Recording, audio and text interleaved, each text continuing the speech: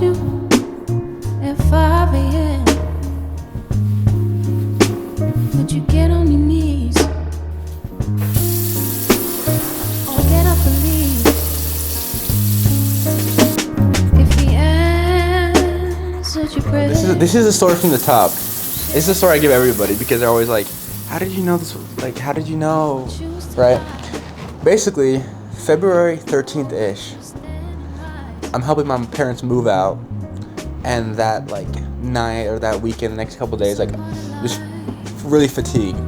I mean, I'm talking like chills, talking like the worst night sweats I've ever had, like vomiting, like all of it, fatigue. You know, can't really walk too well, and I'm just assuming it's because of helping them move, because they were moving in the middle of the snow, and then like I dropped like a bookshelf on my head once, so I assume like maybe it's like a concussion or something. You know, I just assumed that was what it was. That happens for a couple days, and it goes away, and then it comes back like 2 weeks later, and like I'm going to have chills again, vomit again, that kind of thing. And so I go to that like just the free clinics. I don't have health insurance. That's kind of scary. That's a different story. But I had no health insurance, so I went to the free clinic. And they were like, I talked to the doctor, and the doctor was like, you know, it could be like some like results of long COVID, or it could be like anxiety. And I was like, I really don't think it's anxiety. He literally told me that. But the one that we agreed on and made the most sense was like a walking pneumonia, which is like a long form of pneumonia. I mean, it made sense, right? The chills and the shakes and everything like that. He says go to Costco and get some kind of Allerclear or whatever, because he thinks that like that will help clear me up. I don't know. And I was like, okay, sounds good. I'm not a doctor. Clear it up real quick. I'm not a doctor, so I just said okay. I feel a symptom again, like, you know, I can kind of feel them creeping up. It's round 4 by this point.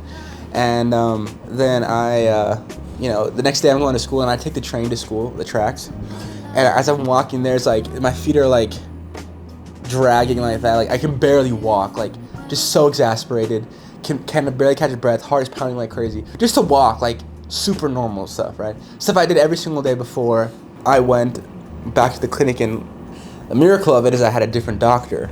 Because I feel like what could have easily happened is I went in there and it's the same doctor, and he said, okay, try this medicine, or try another round of Z-Paks, which is some of the medicine he gave me. And I would have just died, because I would have just gone home and be like, okay, you know what I mean? But this doctor was like, this was like a younger doctor, like a nurse, and he was like, I think you have a heart murmur. And that kind of makes sense because of the fatigue and the heart racing and stuff like that. So he said, I think you should go to the ER, and because they can like x-ray it and have stuff that we don't have at the free clinic. And so I went to the ER, and like literally walked into the ER, and like immediately they had like a wheelchair for me, because I was like, I cannot stand up. Like it was bad enough where like 30 feet completely took it out of me. Like I will pass out, you know, walking that much. And so then they did all sorts of tests in my brain and in my heart. They tested it all, and it looks like your white blood cell count is much higher than your red blood cell count.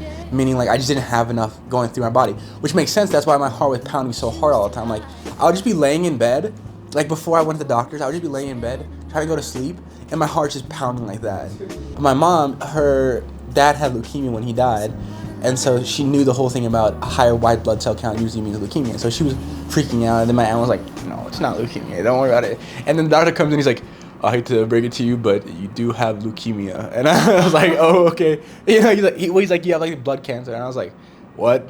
You know, in the movies, you always see like the cancer diagnosis, and they're like crying and stuff. And to me, I was just like, what? Like, I would have never guessed that that's what it was. You know, and they're like, we're gonna start you on chemotherapy immediately, and you know, hopefully within 6 weeks you'll be done. I was like, 6 weeks?